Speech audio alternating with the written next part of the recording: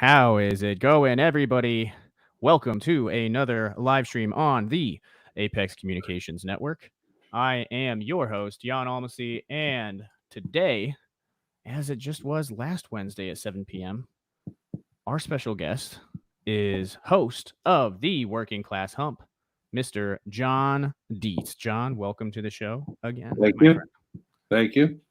How was you have a good week this week, my friend? Yeah. Just, we're all doing what we're doing. And so I don't have any great stories to tell other than so far we're safe and sound. Good. Well, that's the most important piece, too. Yeah.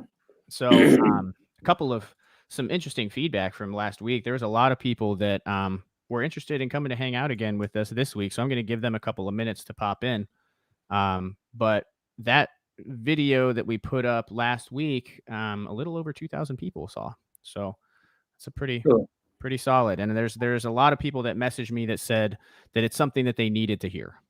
Yeah, good. So I am really happy that we're doing this again and that we're going to make this probably a consistent Wednesday evening thing for the duration of the rest of this as we go through these phases of opening everything back up, because it seems like it's advice that everybody needs in their lives, which I knew when I brought you on, but I'm glad that they're recognizing the same thing. Yeah. So, We just want to help. Amen to that. All right, guys. Well, as you pop in, do not be shy. Hello, Kathy. Welcome to the party. Don't be shy in asking questions.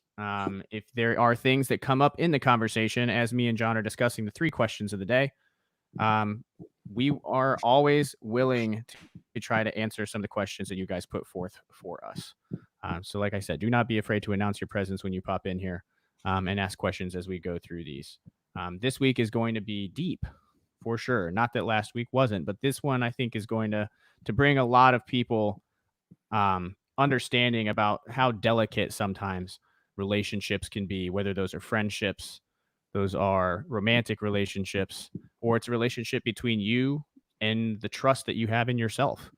So, John, we'll just go ahead and dive right in. It looks like we've got a couple of people here piling in, so we'll just get right to it. So the first one this week that we selected is, drumroll please, one lie ruins 1,000 truths. So you can start wherever you like, my friend. Well, you got to understand, this is whatever I say just comes from a lot of years of experience and, making my share of mistakes and seeing other people make mistakes. And there's a time in my life. I'll tell you a quick story. I had a friend of mine that didn't have much money. He was a great guy, and he needed a shotgun. And so I talked to a guy and got my friend this great deal on the shotgun. Mm-hmm. But I got such a great deal on it that I ruined any chance of doing business with the seller ever again. And I came out of there thinking, I did it just to help my friend because he didn't have much money. Right. But when it was all said and done, my feelings were, if it's not a win-win, it's not worth doing business for me. Right. So, because I think that trust is paramount in any relationship. And so when I say one lie ruins 1,000 truths, you can tell somebody stuff your whole life. And if you have enough character or integrity from their view that they believe you, then, people have said to me many times, boy, if it wasn't you, I wouldn't believe it. Right. But if you get caught in one lie, then everything else you say and do becomes suspect to, what you're trying to get across. If character matters to you, if your name matters to you, then you want to be careful. And I always say this, I've told you, Jan, get caught in the truth. Do not get caught in a lie. Right. 110%. And it's, my mom told me my whole life growing up, John, we have a good name. Don't do anything to ruin our family name. And that mattered to me then. It matters to me more now, but it matters a lot. Yeah. And so just be careful, and I always say too, tell the truth with detail, because you don't want somebody catching you in something and going, oh, you said this and they said that. When you tell the truth, tell it in detail and stand by it. So that's when I say one lie ruins 1,000 truths. Again, if character, if integrity matters to you, you have to be very careful and be, really upfront and honest when you're talking. I agree. So I'd like to welcome Emily, Olivia, Nick, Ashley, and Jackie to the stream. Thank you for stopping by. John, there's I feel like that whole last name meaning something. I really resonate with that, because every time I would leave the house as a kid, my dad didn't say, a whole lot of stuff about specifics of getting in trouble. He didn't have to, right? All he would say when I left the house is, remember, you're an Almasy. That's the only thing he would say. And I had no idea what that meant at the time, right? Yeah. Being that 15 to 18, 19-year-old kid. What really hit home with me when that concept really came full circle for me was when I was in basic training. The way that the Air Force structures their basic training, they you start out as in what we call a rainbow flight, right? Everybody's wearing different clothes. They have different style haircuts. They have everybody is civilians. They come down, everybody's different backgrounds of life, the whole nine. And the entire goal of the 8.5 weeks of basic training is to get you to become one cohesive unit. And what I found is they start you off in this, rainbow flight, like I said. Then you go and you get your uniform. You're not allowed to wear your uniform. You just have it in your closet, right? Your locker. And then a week after that, in week 3 of basic training, you're allowed to put the uniform on, but it doesn't have anything on it. It doesn't have U.S. Air Force on it. It doesn't have your name on it. Nothing. It's just the uniform. That's it. They're teaching you how to tie your shoes.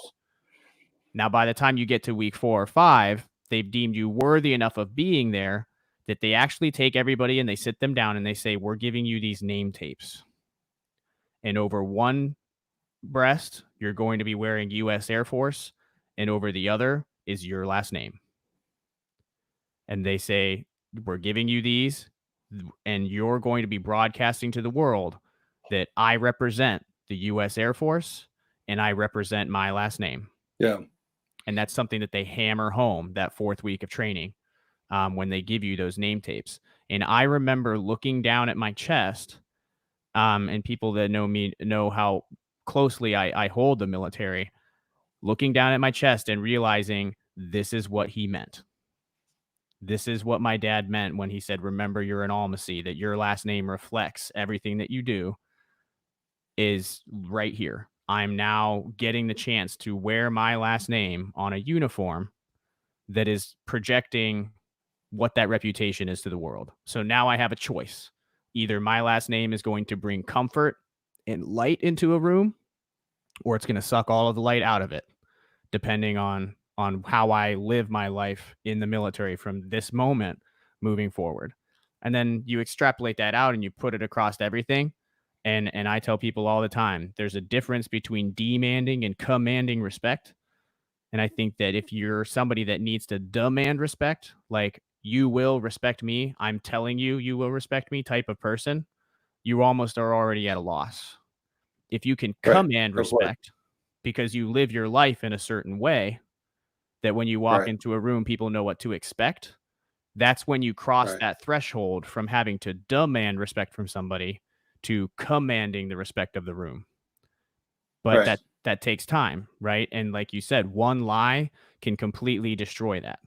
Right. Like 1 week board in the scaffolding can completely make that tumble down. Right. Here's the beauty of it too. let's say that there's something in your life or in your family's history that isn't ideal. Mm-hmm. You get the opportunity to turn it around by the way you carry your life and live your life. That's a good point. And so it's kind of like it's never over till it's over, not to go cliche, but you have the opportunity, should you desire to say, well, that's been, that's true, that happened to my dad, uncle, cousin, whomever, Right. but that's not me, and that's Right. not us, and that's not the family that I've raised or that I'm a part of. And it's kind of like, too, Jan, don't tell me, Mm-hmm. show me. Right. If Right. if you're a certain thing, it will bear out by your fruit. It'll bear out by what you really are. And so don't tell me, show me. And I think that's anybody can start from scratch and go, you know what, I don't like the way this thing's looked or gone or whatever. I'm gonna turn it around now. So Right. I think we actually have a personal connection to this story, John. I was yeah, just thinking about that what is it? Talk to me. with Linda. Yes. Yeah. Yeah. I just remembered that. Yeah. So for those of you that haven't been following us quite as long, um John and I we met 2 years ago now, something around Yeah. those lines. About Yeah. 2 years ago. 2 years ago at Samantha's restaurant here in North Canton. And then about a year and a half later, well, we come to find out that the neighbor of mine, um, Linda and Dan, that live at the bottom of the street, they were, like a second set of parents to me growing up. We would constantly go down over there. They're extremely close with my sister. My sister considers them, I mean, just on the same level as our parents. Really, she really takes a lot of Dan and Linda's advice seriously. And at one point, and this is where I'll kind of let you take over. You ran into Linda or were talking to Linda and then realized that me and Linda knew each other, right? Well, I don't know. I thought it was the other way around. I thought you was talking about it at a family function that Linda was there, but nonetheless, what happened was, and it goes back to what I say about live your life in a certain manner, and people will catch you good or bad. Right. It's kind of like what you reap, you sow. And so anyway, the way I remember the story was Jan was telling her about this guy that he had met. Mm-hmm. And at some point, he said the name, and she was like, oh my gosh, I know him. And I don't want to pat myself on the back, but it was, from what you told me, it was pretty positive feedback that you got. Yeah, for sure. Had I been living a lie, it would have came out then, and it was quite by accident that you realized that you knew somebody that knew me and my family intimately. Right. Yes, you're right. That is how the story started, because I was talking to her and we found all that out, and then I get a phone call from you like a week later, and you and Linda had talked and you Right. found out my childhood nickname, and now I can't get rid of it. Right. Yeah. Yanko to the end with me.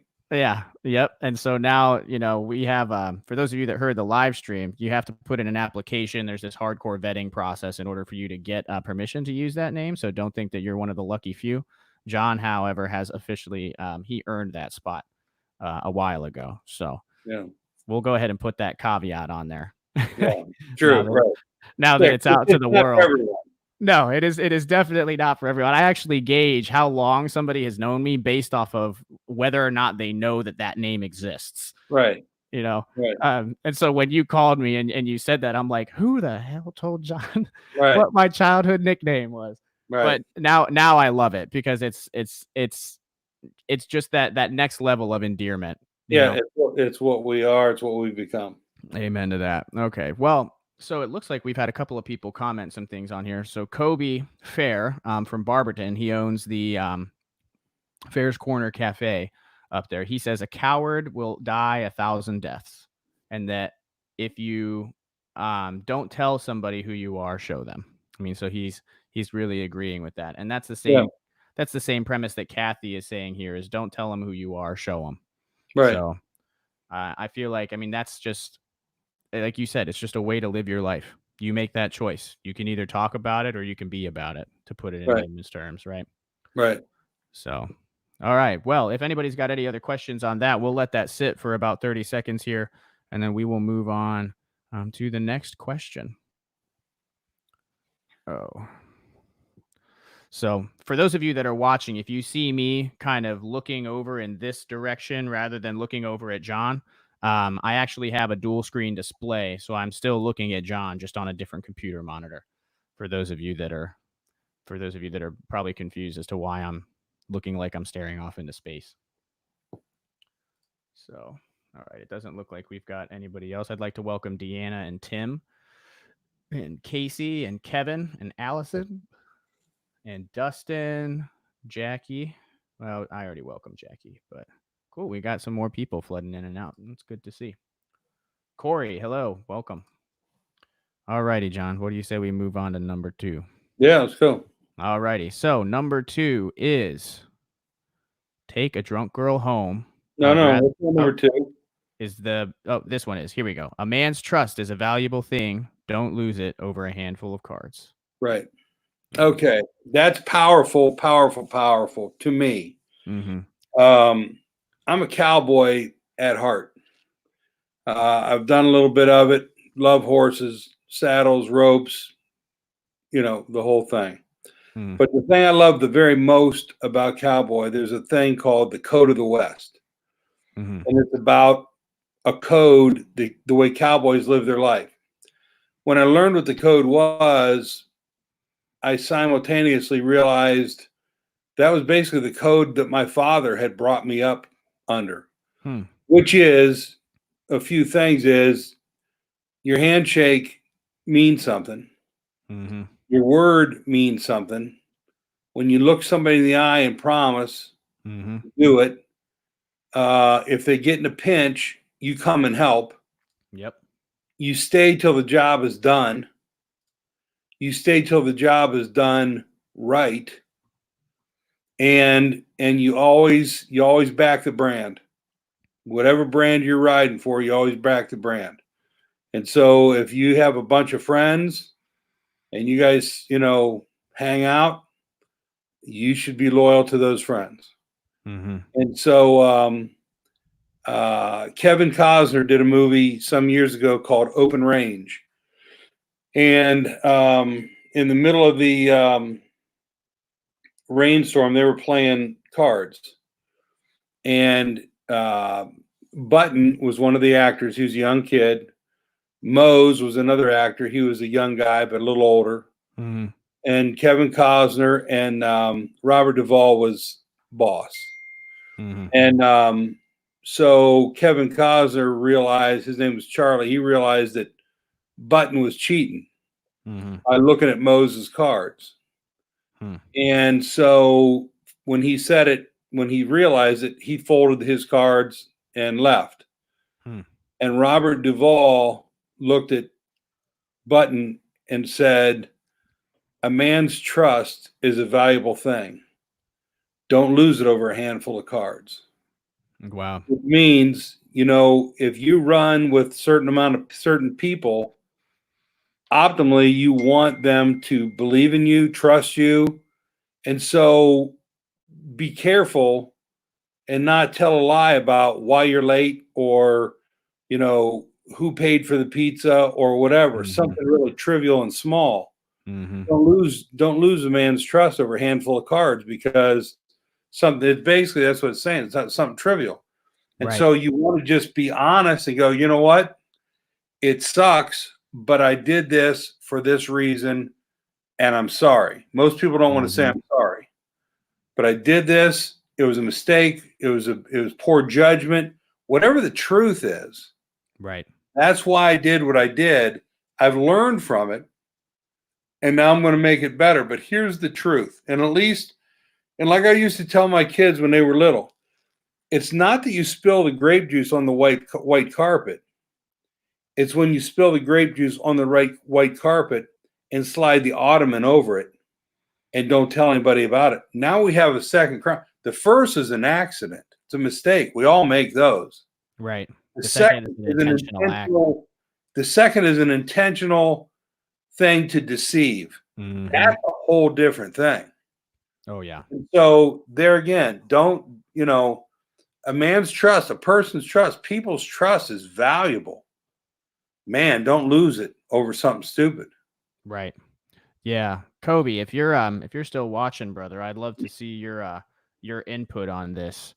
I'm looking at this code of the West, and reading a couple of these other ones, and some of the other ones that I think are really cool on here. And I'll post the link to this inside of the Facebook live streams here, so you guys can check out and see what John is talking about here. Well, you're looking. Let me interject something. There's a friend of mine that's a cowboy, and I mean bona fide, legitimate cowboy, in Colorado. I push cows with him across the Front Range. That is the kind of guy while he's drinking whiskey, while he's drinking his coffee with black coffee grounds in the bottom of the cup, while he's rolling his own tobacco into a cigarette, he carries a 45. And if you get in a pinch, be careful asking him to come help, because he will come and he will help you. Right. Yeah. That's the kind of guy that he is. He rode a tall pony.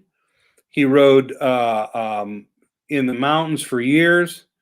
And he was let me just tell you a quick story. He was out riding one time. I don't know if anybody knows what a hackamore is, but a hackamore is a rawhide braided thing that goes around the horse's nose instead of, or in lieu of, a bit in the horse's mouth. He had a horse named Slick. Slick had mites in his ears when he was young, and he didn't like anybody touching his ears. Brian accidentally touched his ears, and Slick threw his head and hit him in the mouth with that hackamore over his nose. Bent Brian's front teeth back into the middle of his tongue. Now, I got to tell you, I would have wanted to be airlifted out of there at that point if it was me. Yeah. Brian stuck both of his thumbs back in his mouth, hooked his teeth, pulled them forward, reformed them, got on the horse, and kept riding. That is one hard SOB. That's a real cowboy. I'm not even going to let the expletives fly that would be going through my head if I watched somebody do that in real life. There's, and that's coming from an ICU and an ER nurse. Like, I've seen some crazy crap, but that's still something that would make me go, ee. Right. And remember, I used to run heavy rescue down in Columbus too. So I've seen some ugly things too. And it made me go ee, because it was like, wow, dude, that is some hardcore stuff. Yeah. Holy crap. So yeah, that is so some of the other things that they have inside of here is it says a cowboy is pleasant even when he's out of sorts. Complaining is what quitters do, and cowboys hate quitters. Can I interject something? Let me just say some of that. I remember we were in the saddle for 11 to 13 hours a day. Wow. And I remember riding through the Rockies, and it was hard, it was exhausting, and it was, painful. Now, before you continue on that, but for people that have never ridden a horse before, 11 to 13 hours in a saddle, you are sore. Right. I mean, that's like, people don't understand how taxing that is on your lower muscles and your core. Right. But that is a long time to spend in a saddle. Yeah, and we did it day after day. Well, the first time I got off the saddle and walked from the horse at the back of the trailer to the truck, it was the longest walk of my life because it was just terrible. But my point was, no one said one word of complaint. Yeah. It was a job they had to finish, and we just got it done. And that was just, you wanted to cry, but there's no sense in uttering a word about it, because there's nothing you can do. There's no cable that was going to bring you back. Mm-hmm. You know what I mean? And but so he's right. Who said that? Corey? Well, this was directly from, I looked up the Code of the West, and there's actually a list of rules that they have posted. Right. Right. And that's just one of the ones that's on there. The two of them that really pertain to the conversation that we're having right now is this one says honesty is absolute. Your word is your bond. A handshake is 10 times more binding than a contract. Amen. And that's what I'm talking about. And Yep. that's what my dad, my dad, you never got to meet him obviously, but if he told you he was going to drive through your front door in 20 minutes, you had about 15 minutes or so to get stuff moved away from the front door because he was coming through. And he was just that way. If he said it, it was going to happen. So it's better sometimes I say your best vocabulary is to say nothing at all. Right. Because when you say it, you need to honor it. And if you don't say it, then that's fine. Yep. But if my dad said it, it was going to happen. I just had a situation with a friend of mine that because I've been around you now almost 2 years. So inevitably you start to soak up some of this stuff, and it reflects in your personality traits, which is a good thing. Right. But I had a friend of mine actually just encounter a situation where him and his friend were working on some stuff. He spilled a drink on his friend's laptop and the laptop died. Right. We took it to Expermac. They tried to get it fixed. But my buddy basically said, hey, man, I don't have the money to pay for this. I'm sorry. This is what I'm going to do to try to fix it. And I'm going to take it to this computer store. They're going to try to repair it. If they can't repair it, I'll try to give you $200 towards getting it fixed because it was an accident, right? He felt bad. So this guy agreed and whatever. And what ended up happening is Expermac couldn't fix it. Now, my buddy, he stuck to his word, right? He sent the computer back, was like, hey, I'll send you $200 when I get paid next. This is what I'm going to do. The other gentleman, on the other hand, essentially said, no, this was your fault. It was at your place. You spilled the drink on my computer. You owe me the full $1,000 to pay it back. Like, I'm not going to cover any of this. I'm not like dealing with this. You're a horrible person for not paying for the whole computer, right? But the mutually agreed terms at the very beginning was, this is what happened. This is what I'm going to try to do to get it fixed. This is what I'm going to put forward to it. And it was done. And so my buddy was like, I'm not even going to send him the money. Like, this is BS. He's, attacking me. He's doing all this stuff. And I was like, hey, what did you tell him? Right. This is what I was going to do. And I was like, then do it and leave it at that. If he's getting, all out of sorts, when you guys shook hands initially, what did you say? He said, I'm going to send him $200 and try to get it fixed at this computer store. And I was like, well, you tried to get it fixed. That's not panning out. You owe him $200 because you gave him your word that you were going to send him $200. And so he sent it to him.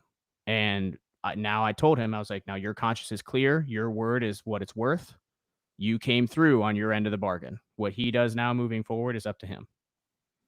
But if you wouldn't have sent that $200, right, now your word is worth nothing. Right. Your character and your integrity is the only thing that you can control. Right. Not anything else. So Kobe popped in here and said, because he abides a lot by the samurai code. That's what he looks at. And he said the samurai code and the cowboy code are very similar. There's some differences. But one is a sword, right? Say again? One is a sword. Right. And one is a 6-shooter. Right. All right. Okay, Johnny. So we will that was a good one. That opened up a lot of good. I'm gonna definitely take a deeper look at this Code of the West. There's probably about 20 of the rules on here. Yeah. And I like this a lot. This is something that I didn't realize even really existed, which my dad will probably freak out over because all of these quotes are now sounding very familiar, and I'm starting to think that they weren't original from my grandpa and my dad. Well, like my dad, for example, his hands was like a brick wrapped in 80 grit sandpaper. Oh, geez. And when he shook your hand, you knew you'd been shook. Right, exactly, yeah. You could tell by the force in it that he meant what he said when he shook your hand. Right. And so there again, it all depends what you want to be known for. Yeah, what you stand But for. yeah. So, all Yeah. right, go ahead. What's next? Cool, brother. Well, this last one here, let's see what we got. Let's pull it up. So, here we go. Take a drunk girl home. I would rather have your respect than your body. What do you got for me, Johnny? Well, there's a country song about that. Take a drunk girl home. Yeah, Chris Jansen, I believe, right? Yeah, and that resonated with me. I don't want to bore people with my morals, but when I was young, I wanted to be that guy. I wanted to be the guy that it's actual and it's metaphorical. But I wanted to be the guy that would take care of someone and not take advantage of anything in this case her inebriated state, Right. where people just find themselves weak in a moment or not thinking clear. And we've all seen opportunities when we had a chance to take advantage of something or someone and maybe hope that nobody would know. But I would rather, it goes back to the thousand truths. Right. I would rather leave, lock the door, put the keys where she could find them. And again, this is literal and metaphorical. So you just say, just always try to be the person that even if you're down and out, if somebody finds themselves in a precarious position, that you are the safety to bring that home or to bring that security or to protect or whatever, Right. and so and when I heard that song, it meant a lot to me because I believed that it was how I lived my life.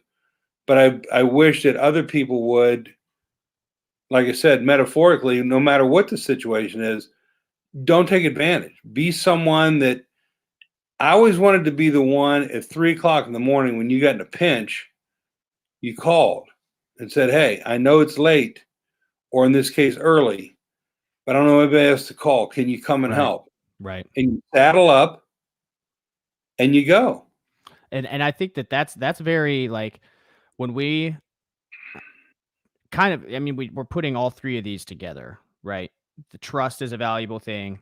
The Sure one is. lie you lose is or ruins 1,000 truths, and then the principle of not taking advantage, right? Because Right. that's kind of what this one really boils down to. Like you said, there are a lot of times in your life that you encounter these situations where it's really, really easy to manipulate Right. or um or like you said, just take advantage. And the thing is that when you every single time you make a decision, right?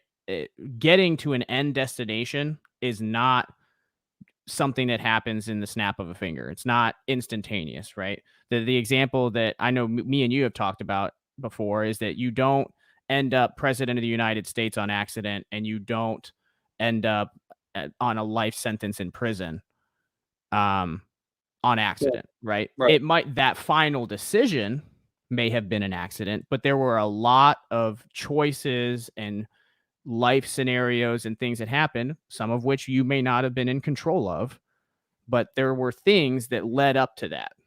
That Right. every single day and every single decision that you encounter, you either move the dial a little bit to the right or a little bit to the left, Right. right? And so every time you do something that gains somebody's trust, you move that dial a little bit to the right. And we make decisions as humans because we make mistakes. We're all, not perfect. And Yeah, but then let me just interject something. Here's the problem, though. The ones to the right are incremental, mhm, right?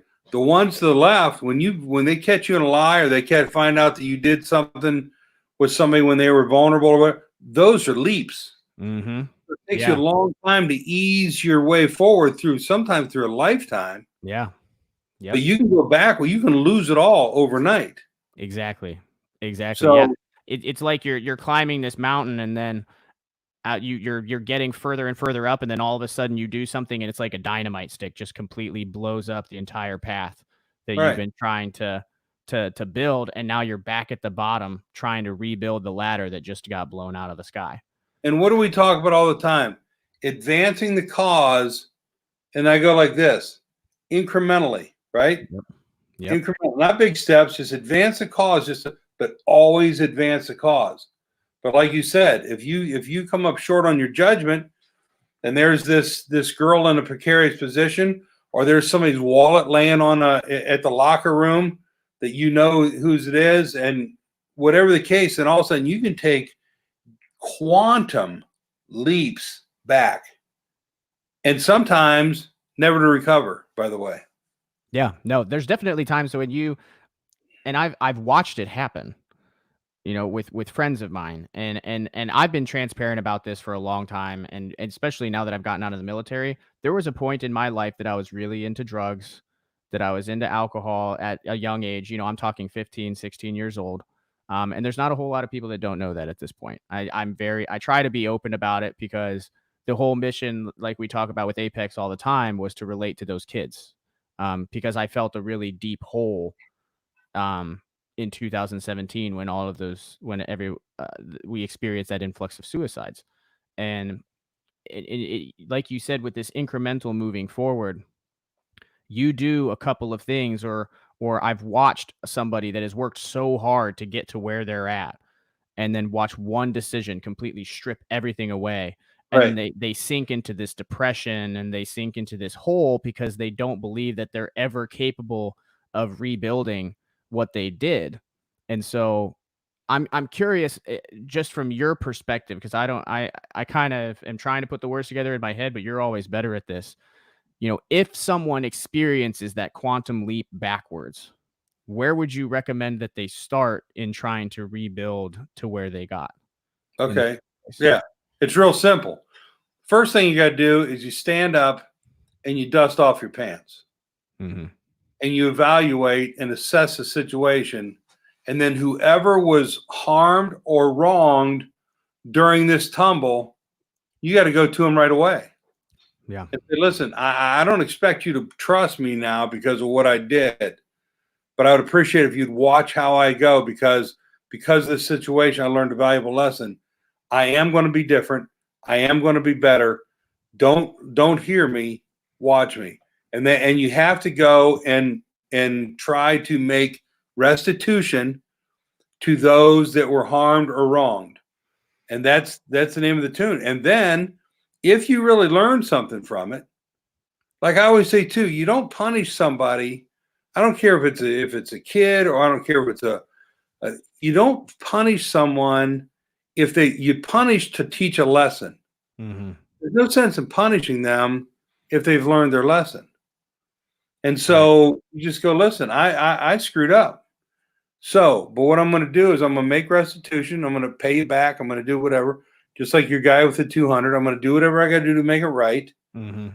And then I'm just going to appreciate if you try to find a place in your heart for some grace, Yep. try to forgive me, Mhm. and watch. I won't make that mistake again. Yeah. Because we're kidding each other. We're kidding each other if we think that we're going to run through this program flawless. It's not going to happen. Right. Agreed. We're going to make mistakes. Agreed. We're going to have bad judgment. But the beauty of it is, I have a friend of mine that had a huge company one time, huge company, lost it all. I said then that would be the perfect time to put him back in business, because all the things he learned from that failed company, he would never do again. Oh yeah. Yeah. So, but there again, you have to hope for grace, and you have to hope that the people that you have circled yourself with are capable of grace and capable of forgiveness if you're sincere. But you don't get Right. 2 times. Right. Yeah. Corey Ramsey here just commented, and for reference, she's involved in like the mental health job field. And one thing that she said that is super important, or what she believes to be super important, is that the act of making amends on that person's terms is important. Understanding that it's not you apologizing for making them feel that way. It's you So it's apologizing not for you. the act. It's not you. It's not you, the violator. You Yeah, have to play by the rules of the one you offended, right? exactly. Exactly. Yeah. Yep. That it's like if somebody were to walk up to you and say, "I'm sorry you feel that way." Right. You know, that sentence has never really made a whole lot of sense to me, because it's almost as if you're still kind of putting the blame on the other person Right. for your action. I'm sorry I made you feel that way. Right, exactly. Yeah. Yeah. Yep. And now you're pointing the finger back at yourself and accepting the fact that an action that you took caused pain to another person. Right. And And here's the thing too. Part of the restitution is how you handle that. mhm, If you go back and go, listen, I was wrong. And let's say about the guy with the $200. I was wrong. I'm going to pay you the two, but I'm going to tell you what else I'm going to do.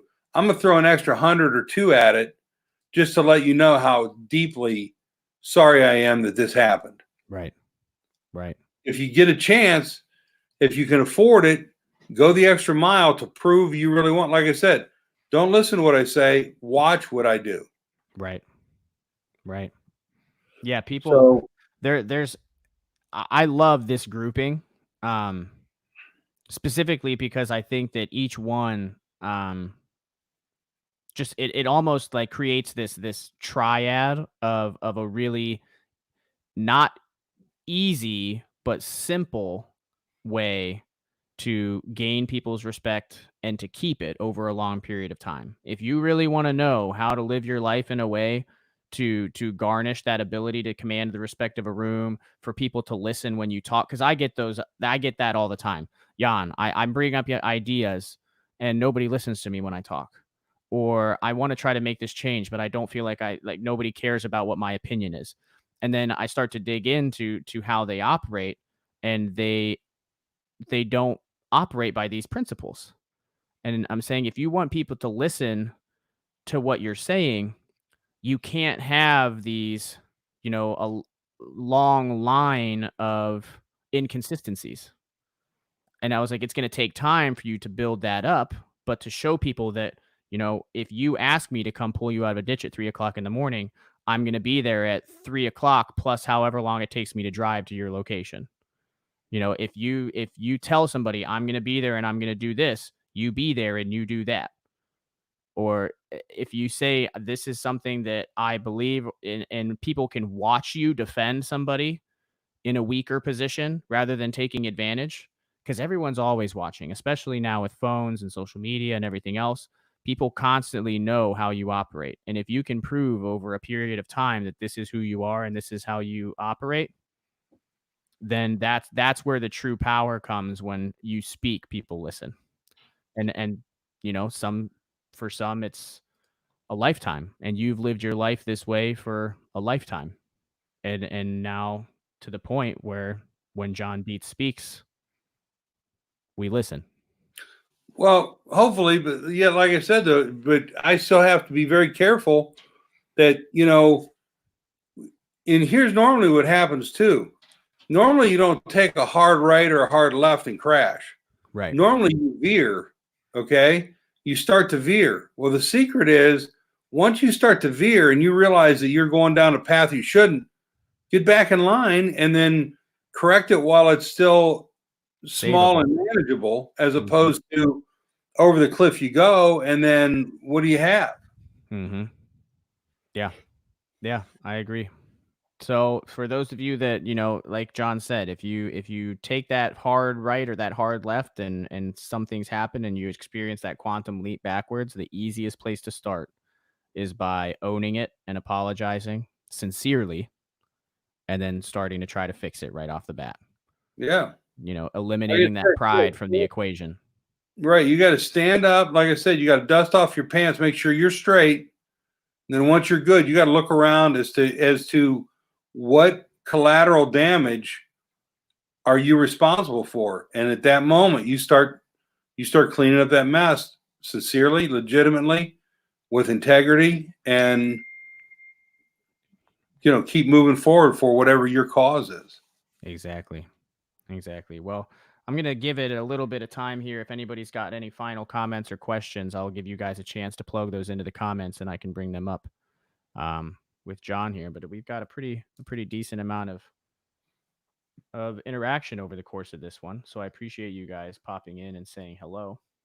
I'd also like to make sure that I say hello to Paul, Latasha, and Lauren, Marissa, and Allie, and Mark Perry.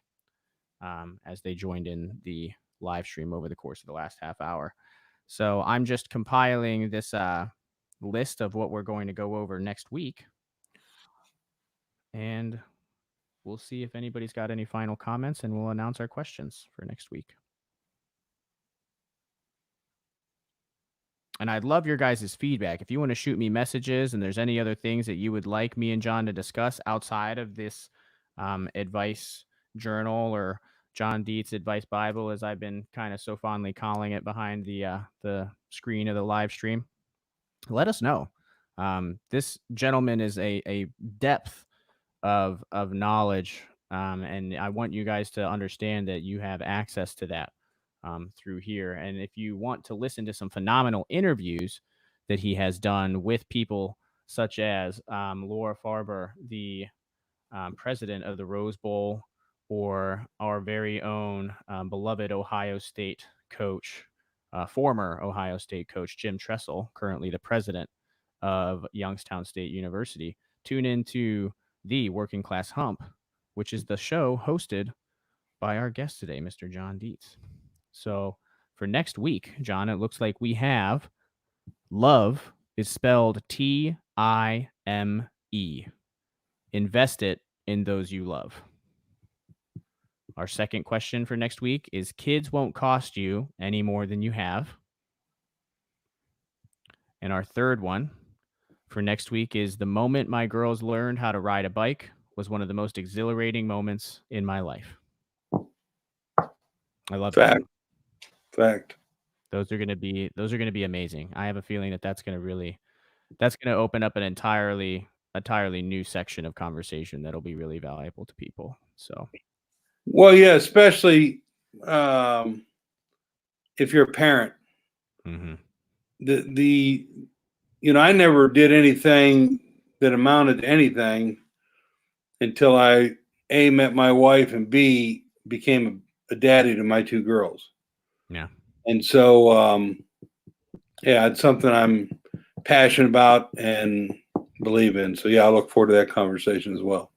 All right, brother. Well, it looks like everyone is basically just giving us their goodbyes and thanking us for being on here today. So, again, Corey, thank you for stopping in. Kobe, thanks for your comments. Kathy, appreciate you. Eric Thompson and Kylie, welcome and thank you for stopping in, as well as everybody else that we've mentioned over the course of this live stream. Looks like we had a little over 50 people tune in throughout the course of this. So thank you guys for showing up. And I look forward to having another conversation with Mr. John Deitz next Wednesday at 7 p.m. tentatively, and going over the questions that will be more valuable to parents. So if you have anybody that is a parent or a new parent that's looking for some advice, next week will be a great time to tune in. Or even somebody that's been a parent for a long time and just wants to put their 2 cents in. All right, brother. Well, I hope you have a good, relaxing rest of your night. Make sure you say hello to the wives and the girls for me. Yep. Thank you. And I will see you next week, my friend. Till then, have a good day. All right, brother.